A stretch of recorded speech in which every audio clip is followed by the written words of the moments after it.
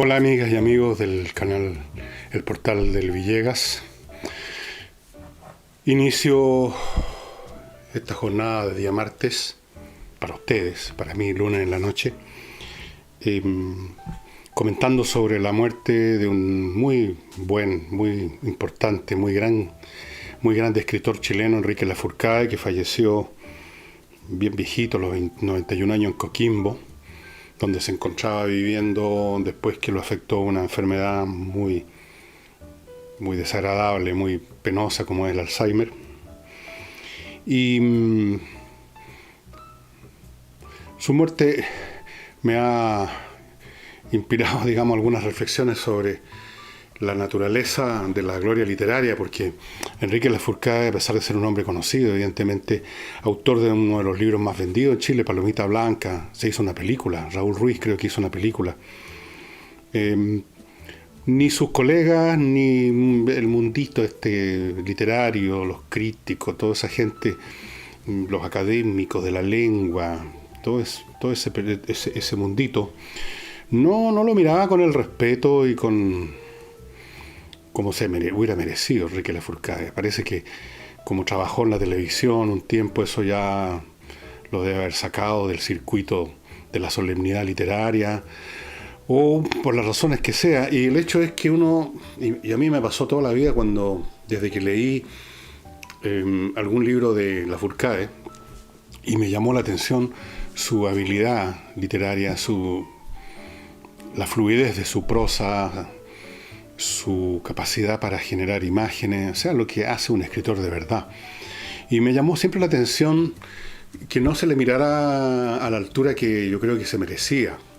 Desde luego nunca le dieron el Premio Nacional de Literatura, y lo han recibido de repente hasta cualquiera, lo han recibido personajes que no los conocía ni su madre, lo han recibido escritores mediocres, digámoslo de frentón. Pero Lafourcade no tuvo lo que se necesita aparentemente para convertirse en eso que el lenguaje llama la vaca sagrada.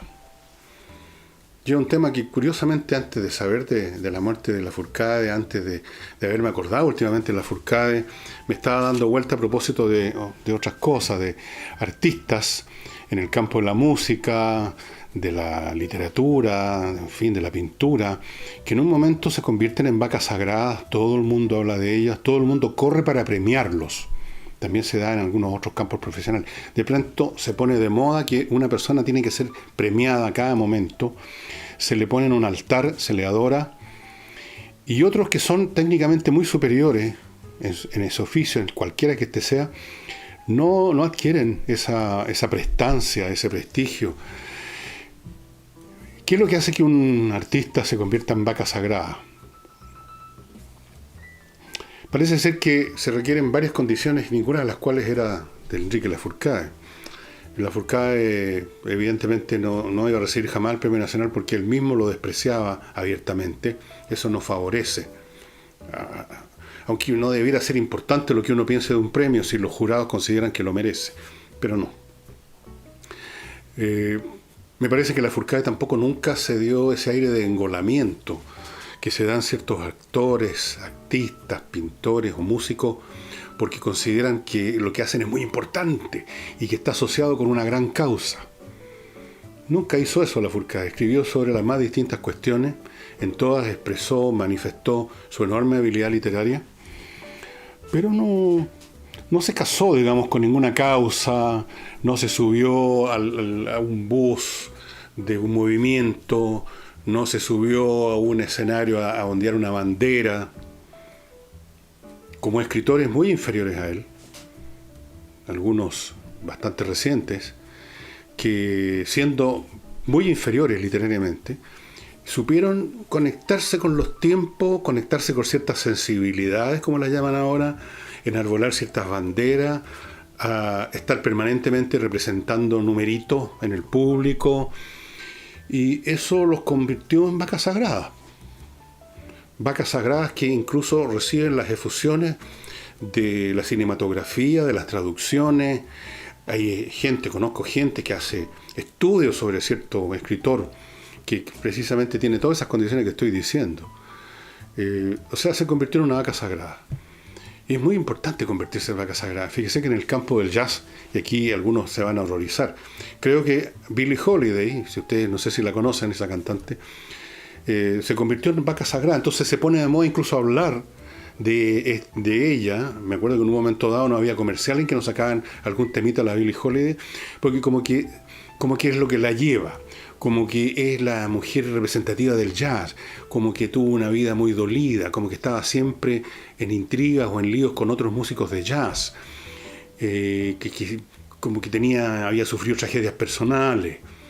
Y entonces, a pesar de que Billie Holiday, desde el punto de vista estrictamente musical, es una cantante muy limitada, con un registro que no va más allá de una escala y media a dos, cuando mucho, es una vaca sagrada.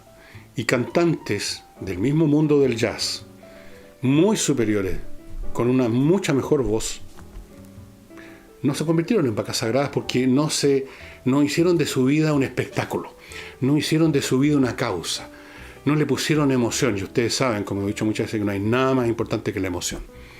No hay nada más popular, más atractivo que las emociones. Entonces, un artista que simplemente se limita a ser un buen escritor o un buen cantante, o un buen pintor, o un buen músico,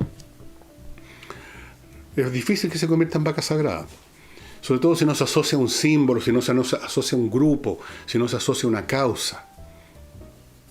Y Enrique Lafourcade no se asoció a ninguna. ¿Cuál era la sensibilidad política de Lafourcade? Nadie la sabe.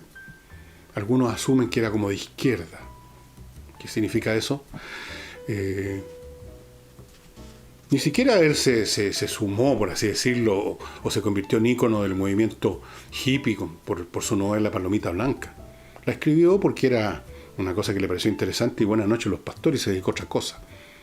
Tenía, por lo que yo sé, a lo mejor estoy totalmente equivocado, tenía esa cualidad, para mí una cualidad tremenda, que es el desapego, el no creerse un cuento y el no andar fanfarroneando con un cuento y andar agitando una camiseta. Pero eso es fatal para obtener fama. Y es lo que le sucedió a Enrique Lafourcade. Ahora, por supuesto, es un escritor muy conocido. Pero, si le pides a la gente que haga un ranking sobre los más importantes escritores nacionales, probablemente Lafourcade no va a ser de los primeros nombrados. Van a nombrar a otros que están engarzados, uncidos a una causa, a una sensibilidad, a una cosa. Llegaron justo en el momento en que la sociedad estaba cambiando de actitud, postura frente a algunas cuestiones, y entonces ellos llegaron ahí a hacer su número, a veces bastante estridente, y ese es el caso. Yo de Lafourcade, curiosamente, o sea, no curiosamente, simplemente no he leído su Palomita Blanca, nunca me interesó el tema. En primer lugar, de los hippies y de los niñitos que andaban así, let it be. Pero es una excelente escritora. Aquí les voy a mostrar una que tengo, que es muy poco conocida. La publicó casi en los días mismos después del golpe, muy pronto, con mucho valor, diría yo, de él y de los que lo editaron. Salvador Allende es una especie de relato en primera persona, al estilo de algunos famosos escritores norteamericanos, en primera persona, sin mucha puntuación, como un flujo de conciencia de Salvador Allende en sus últimos momentos, repasando su vida, viendo lo que está ocurriendo. Miren ustedes cómo empieza, para que ustedes se den más o menos una idea de la onda. No me rindo, no me verán rendido los traidores, no verá al pueblo su compañero presidente esposado en la cárcel, en la ignominia, no les daré ese gusto, rechazo categóricamente. Y luego en cursiva, ¿por qué no vinieron? Como injustificada y temeraria, ¿por qué no está aquí el pueblo? Y sin embargo existe, no es una imaginación, es un hecho público y notorio. Ah, vendrá el sueño ahora, podría dormir. Tienes que dormir, Salvador, duerme, duerme ahora. Una actitud intencionada y torva, se lo dije al pueblo, se lo expresé al pueblo y lo reitero en este acto. Me ha crecido el corazón, Beatriz, lo noto. Tengo el corazón dilatado, me golpea el pecho. Me ahogo al dormir como ya lo manifestara. He aseverado ante el pueblo. ¿Por qué no están aquí las brigadas? Ramón Parra, Elmo Catalán, ¿dónde se escondieron? Así sucesivamente. Un libro bien potente y bien poco conocido. Una vez más, el caso de un escritor que hace una obra notable, pero en este caso por razones políticas, por supuesto, pasó desapercibido completamente cuando fue publicado. Aquí está la fecha de publicación. No sé, a lo mejor esta es una edición más nueva.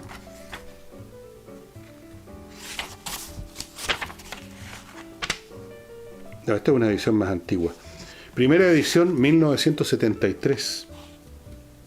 En 1973. En ese momento nadie se habría atrevido ni a abrir el libro este. Bueno, pero así es la vida, estimados amigos. La justicia no es de este mundo, como decía la Biblia. Entre paréntesis, yo nunca conocí personalmente a Enrique Lafourcade. Recuerdo una vez haberlo visto a unos 10 metros de distancia. Él estaba en Frutillar con un nieto, creo, algo así. Estaba con un abrigo azul pesado, esto que usan los marinos, pensativo. No sé si me habría tropezado con él en alguna otra oportunidad, probablemente sí, pero no soy cercano, ni íntimo, ni nada. Pero me pareció siempre su caso muy, muy ilustrativo de esto, de cómo, como decía Anatole France, a veces la gloria literaria depende de un sablazo, por razones que expliqué en su oportunidad. Y voy a continuar ahora con una noticia. Hay un grupo anarquista que en una página web se adjudicó los atentados terroristas, y ellos dicen, o él dice, que apuntaban específicamente a sus blancos, que no tienen interés en herir ni joder a nadie más, a pesar de que en el caso de la comisaría hubo 5 heridos, ¿no?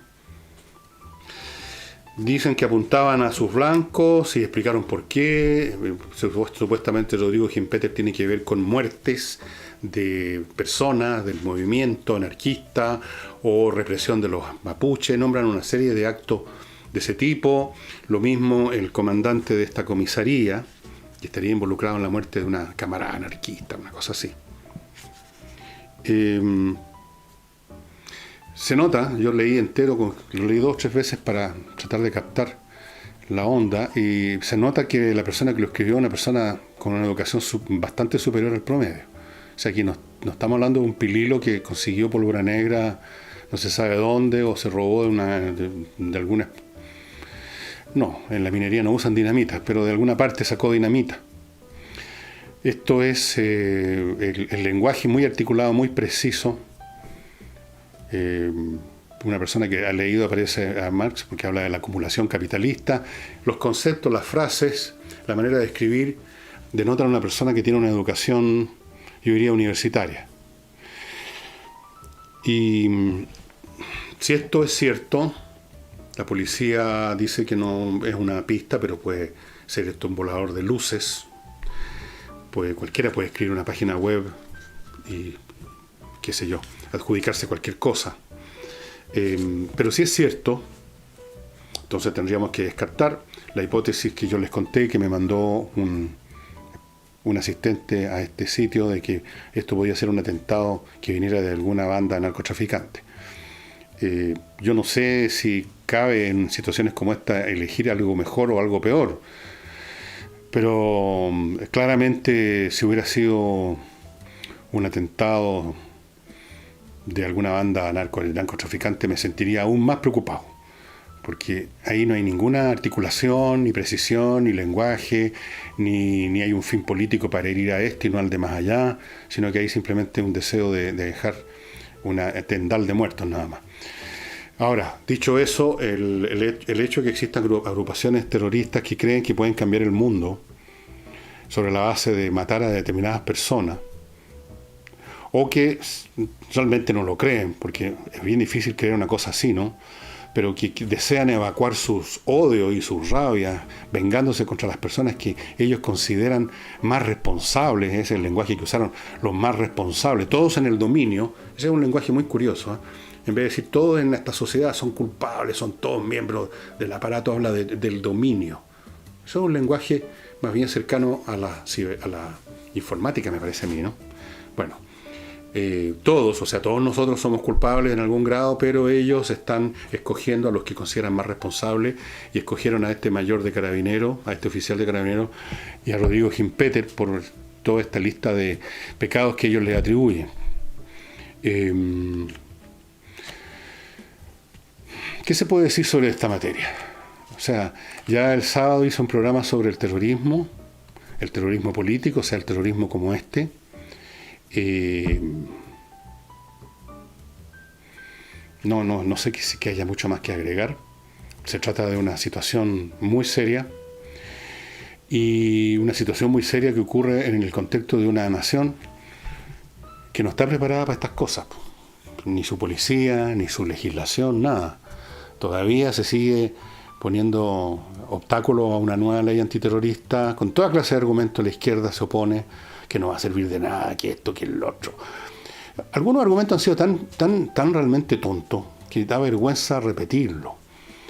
Alguno dijo que no iba a servir de nada una ley antiterrorista porque se aplica después que ya se cometió el atentado, como si alguien supusiera que las leyes existen para adivinar que en tal o cual parte va a haber un crimen y para adelantarse, como en esa película de la policía que llegaba antes que se cometiera el crimen, porque una computadora humana, creo que era unos chicos estaban como en una piscina con líquido amniótico, sí, soñando cosas, viendo cosas. Entonces, ellos o una máquina preveía que se iba a cometer un crimen y llegaba la policía antes que se cometiera.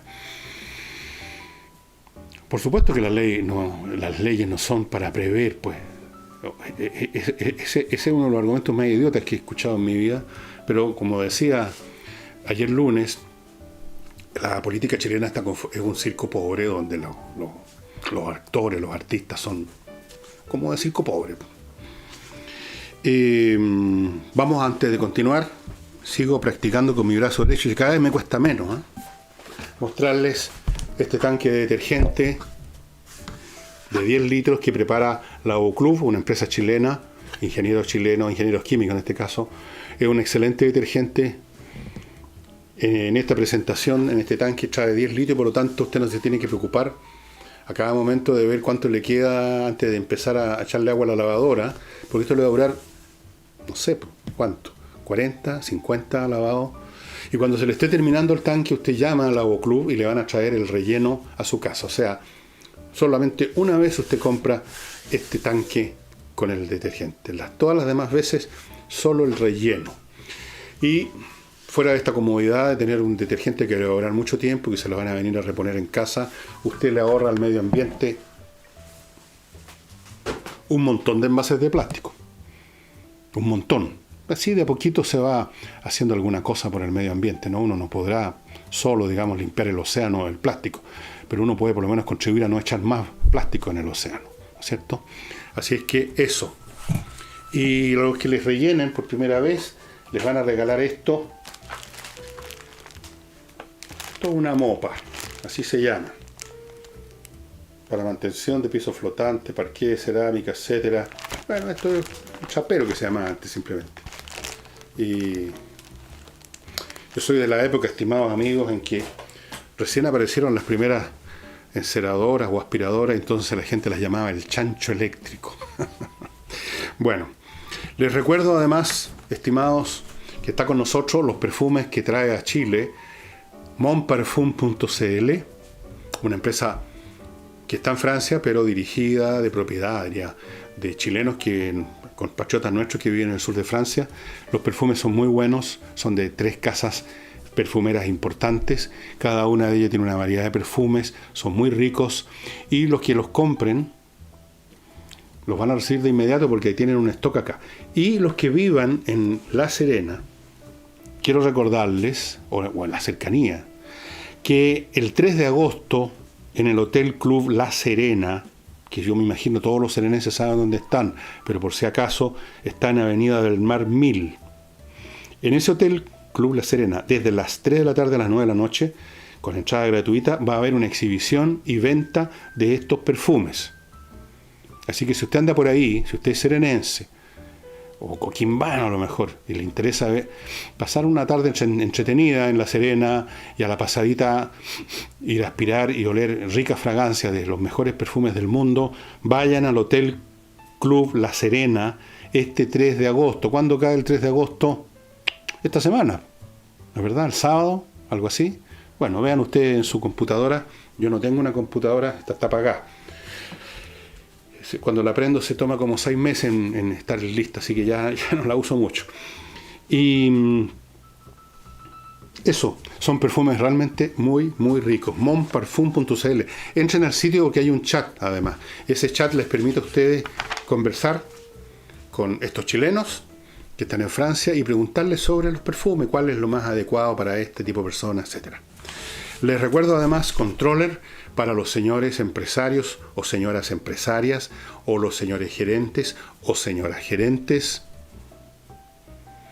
que Controller, una empresa fundada por contadores, auditores con larguísima experiencia en grandes empresas internacionales, les soluciona los problemas que usted tenga, pueda tener o va a tener tarde o temprano en su sección administrativa, contabilidad, aquella que maneja los dineros, los pagos de cotizaciones, los pagos de impuestos, todas esas cosas donde normalmente está acechando los problemas que emergen el día menos pensado y suelen ser muy pegajosos y muy jodidos. No es cosa de reparar una máquina, de despedir a un trabajador que dejó la embarrada o que llegó curado. No, son problemas sistémicos, estructurales muy complicados. Póngase en manos de Controller. Ellos se hacen cargo de sus problemas, se hacen cargo de asesorarlo en un grado mayor o menor. Puede ser más cercano, más estrecha, más íntima, más potente la asesoría para empresas medianas, pequeñas o grandes. Estas personas, repito, estuvieron 20 años trabajando en empresas internacionales, conocen esto al revés y al derecho, tienen a su disposición el mejor software del mundo para estos análisis que son complejos, ¿no? Es pura matemática y flujo de dinero y cosas para allá y para acá. Cuentan con el mejor software y le van a cambiar la vida de su empresa. Y lo primero que usted puede hacer y que no le va a costar ni un peso, sino solo 5 minutos, es llamarlos. Ahí están los datos. O mandarles un mail. ¿Qué pierde? Infórmese de lo que pueden hacer por ustedes la gente de Controller. Y finalmente, amigos, antes de continuar con los contenidos que tengo acá para ustedes, les recuerdo a Hey, este corredor que corre y corre y corre, que vende rápido, que arrienda bien y que administra bien. Cosas fundamentales.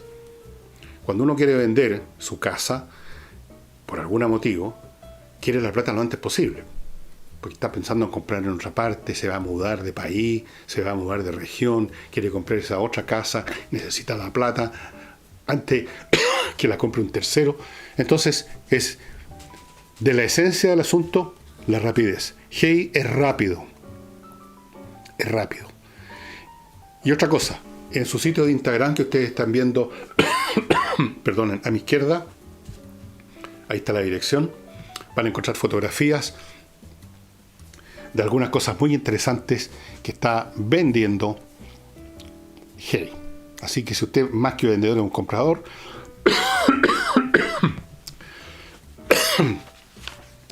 échese una mirada. Estoy jodido. Hey.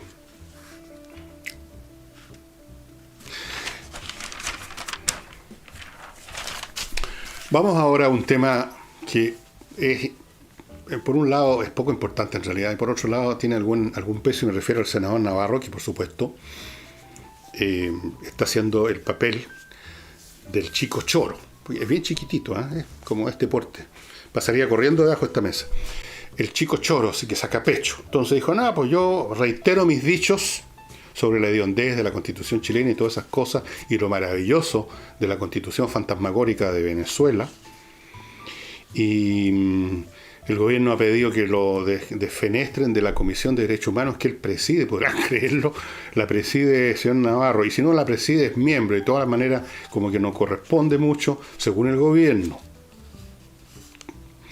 Dice que, bueno, a mí lo que me preocupa de Navarro no es Navarro mismo, que es un personaje que casi se empieza a convertir en uno de los tones de este circo pobre, digamos, con sus dichos, que no hay nada mejor que la asamblea que inventó Maduro, que no hay nada mejor que la Constitución venezolana. Ya es una cosa realmente cómica, es como ver a los tres chiflados, solo que este es un chiflado. A mí lo que me preocupa es el hecho que haya gente que votó por él, porque Navarro no llegó por medio de una tómbola tipo colegial, como quieren instaurar los progresistas en los colegios emblemáticos, sino que porque votaron por él. Hay gente que votó por Navarro, que le gusta Navarro, que le gusta ese estilo del chico choro. Eso me preocupa. Como me preocupa el hecho que hay gente que votó por otros tantos personajes del Congreso que son patéticos, simplemente. Bueno, algunos entraron con muy pocos votos, pero voto. Alguien votó. Y en algunos casos entraron con muchos votos.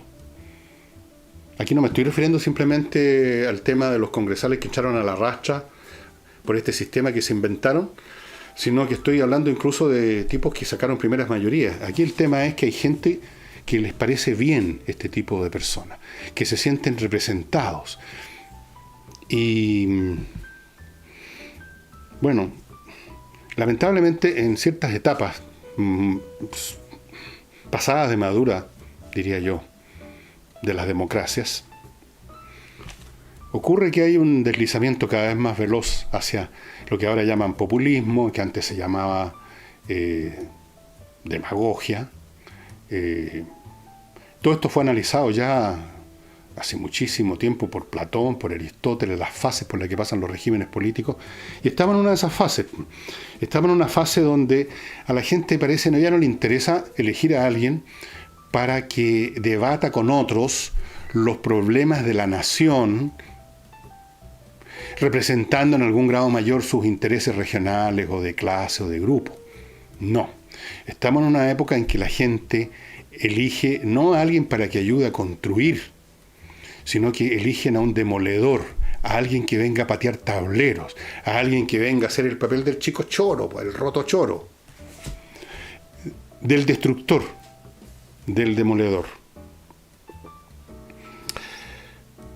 Eso es el resultado natural, y se está viviendo en Estados Unidos también, de sociedades que han llegado a cierto nivel de desarrollo económico, político, estructural, cultural, ideológico, etcétera, en que se dan estos segmentos de población sedientos de sangre, llamémoslo así, llenos de resentimiento, muchos perdedores entre medio, muchos resentidos, que se van quedando atrás, que no pueden ir a la velocidad con que avanza la sociedad, no están a las alturas en sus profesiones, en sus estudios, les empieza a ir mal, o les va mal desde el principio. Entonces se va juntando un stock muy grande de gente descontenta, como es lo que está ocurriendo en Estados Unidos. Y esa gente descontenta no se pone a hacer un análisis echado para atrás en un sillón de qué candidato me parece, querida mujer, esposa mía, que es más adecuado para resolver los temas de la región. No, ese tipo de raciocinios, no. O si acaso ese ciudadano es un militante, el tipo de raciocinios que se hacía entre los partidos. A ver, aquí hay compañero del partido que tenga más luces, vamos a elegir para que se esté en la lista. Eso se acabó. Ahora lo que se busca es a alguien que llegue a patear tablero, que llegue a manifestar, a hacer lo que ese ciudadano que está allá abajo y que no lo conoce ni su mamá, no puede hacer. Entonces ahí tiene audiencia los Alejandro Navarro. Nadie le va a pedir un test de inteligencia, ni una prueba de actitud académica, ni le va a hacer una prueba de historia para ver cuánto sabe, de nada. Aquí lo que interesa es que es choro, es chorito en las pampas. Va a ir a sacar pecho ahí. Y ahí lo tenemos. Pero no es el único, recuerden. No es el único, quizás sea el más, o uno de los, está en el top 3 de los más folclóricos, llamémoslo así, de los más enrabiados, de los más choritos. Pero él es representativo, como dije ayer, como caricatura de muchos otros. Y eso es lo que me preocupa. O sea, no es casualidad el tipo de personas que están vigentes en la política en una sociedad en un momento dado. ¿De dónde vienen? ¿Cómo llegan? Eso dice mucho, no solo de la estructura política, sino que de la estructura social en su conjunto. Cuando empiezan a llegar estos personajes arrabaleros, estos políticos de barrio que se suben arriba de un cajón a vociferar y a enarbolar el puño y a hacer listas de enemigos a los cuales hay que colgar de la plaza pública. Cuando se llega a esos tiempos, a esas etapas, Dios nos pille confesado, como se dice. Y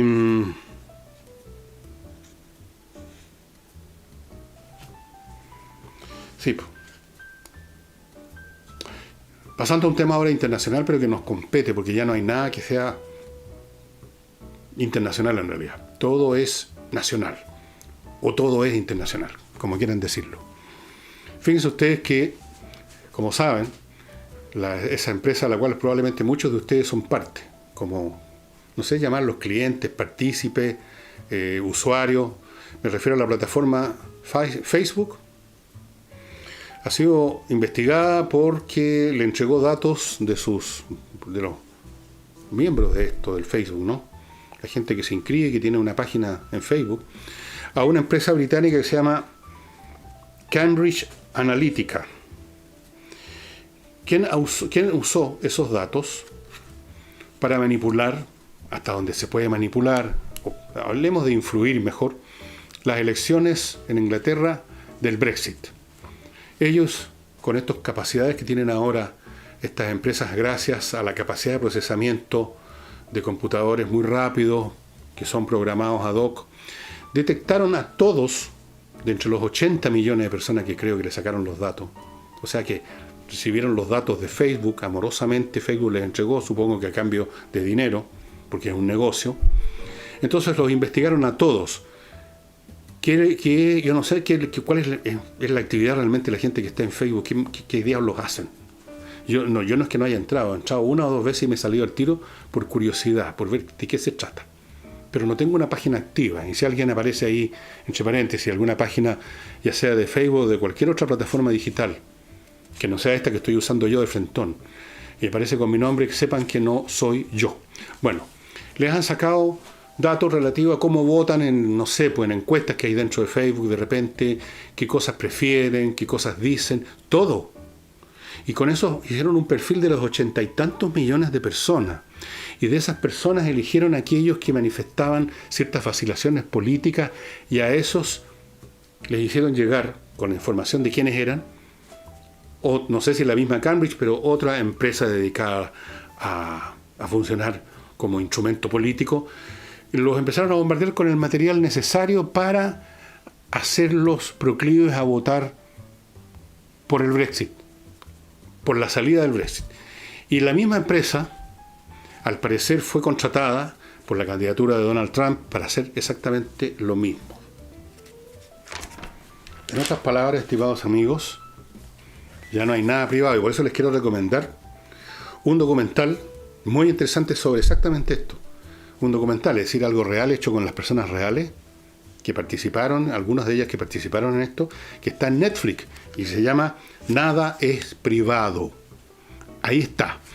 Para que tengan ustedes más conciencia de la que se suele tener, de que cuando ustedes entran en todas estas plataformas que les ofrecen gratuitamente un montón de servicios y conectarse con los demás y que esto y que el otro, sepan ustedes que corren ese riesgo. Ahora, si no les importa que alguna empresa que ustedes no le conocen ni el nombre, ubicada en un país que no saben cuál es, y para los fines más ajenos a ustedes, si no les importa que esa empresa sepa dónde viven, qué hacen, cuánto gastan, por quién votan, qué piensan de esto, qué piensan de lo demás allá, con quiénes suelen conversar, qué clase de música escuchan o no escuchan, qué sé yo, si no les importa convertirse en una entidad puesta con sus datos en una serie de direcciones de memoria en algún servidor, si no les importa, ok.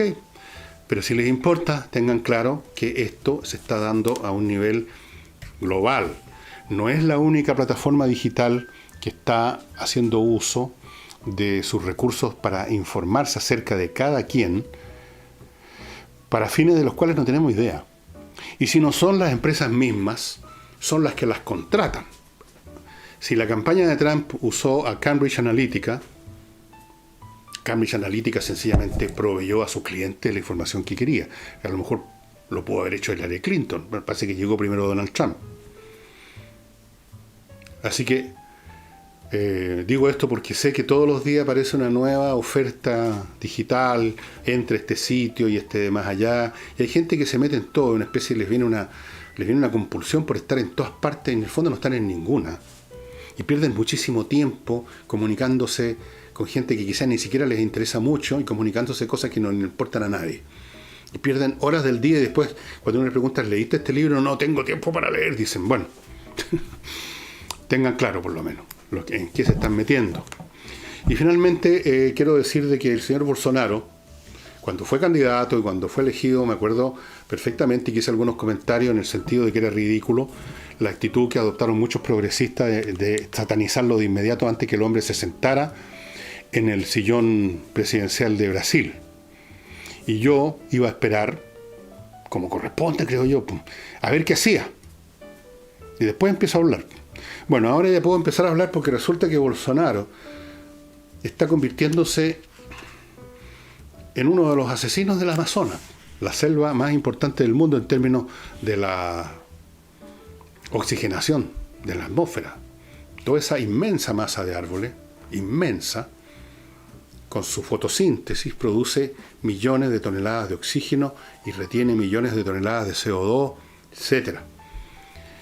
Y el señor Bolsonaro está de frentón y lo dice abiertamente dándole luz verde a los mineros, a la minería, o sea, a la actividad más destructiva del suelo que existe en la galaxia. Peor que un tipo que llega y corta los árboles para plantar, por último, algo que es verde también, para plantar soya, para plantar lechuga, lo que sea. Peor, la minería llega, y ustedes saben lo que hace, vuelan todo lo que está en la superficie y luego cavan y destruyen todo. Esa es la minería. Esa es la minería, así funciona, no puede funcionar de otra forma. Y el señor Bolsonaro le está dando luz verde, y en este proceso de darle otra vez entrada a mineros que son de todos los tipos, desde las grandes empresas a pequeños mineros, así como las películas del oeste que van a tratar de encontrar una veta de oro, y ya han entrado en una reserva indígena y hubo un asesinato.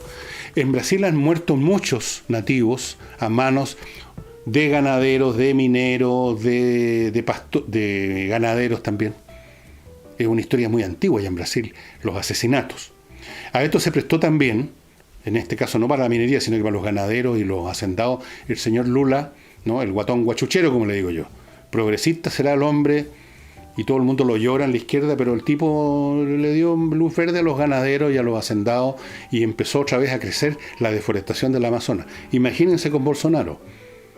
Bolsonaro dice de frentón que esto de las reservas indígenas es una pura hueva. Literalmente, no sé cómo lo dirá en portugués.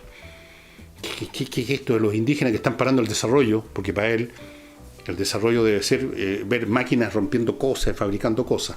Yo dije, cuando analicé a Bolsonaro acá, que Bolsonaro no era un facho, simplemente era un típico tipo de clase media conservador, más o menos muy parecido a los que eran lo predominante en América en los años 50. ¿Se acuerdan que dije eso? Bien, predominante en los años 50 era también esta idea de que el progreso económico consiste en dejar unas máquinas que vengan a destruirlo todo. El tema del medio ambiente no estaba presente ni como frase. Se destruía y se volaba todo sin que nadie chistara, sin que nadie se preocupara, sin que nadie se diera cuenta, no producía ningún efecto. Entonces, bueno, dado que el hombre es de esa mentalidad y que cree que el progreso económico consiste en que lleguen unas empresas a hacerse ricas, destruyendo el medio ambiente y como gran cosa pagándole salarios a los trabajadores, ahí lo tenemos. O sea, es un hombre que pertenece a otra generación. Yo no usaría la palabra reaccionario porque creo que primero que la usan tanto que ya significa cualquier cosa. Yo diría que es un hombre un hombre anacrónico. En esto está demostrando que es un hombre anacrónico, un hombre que pertenece a otra época, simplemente.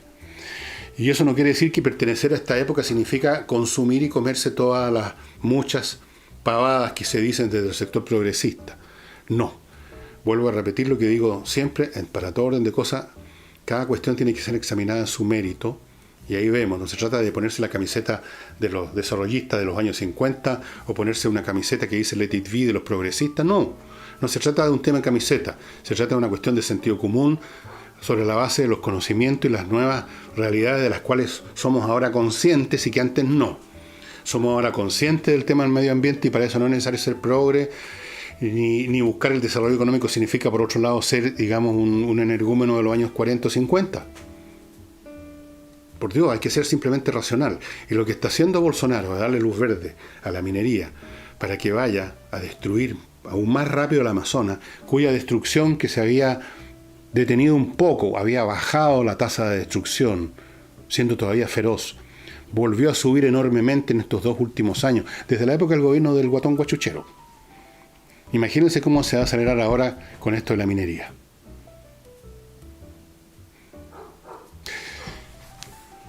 Bueno, lamentable, pero así es la cosa.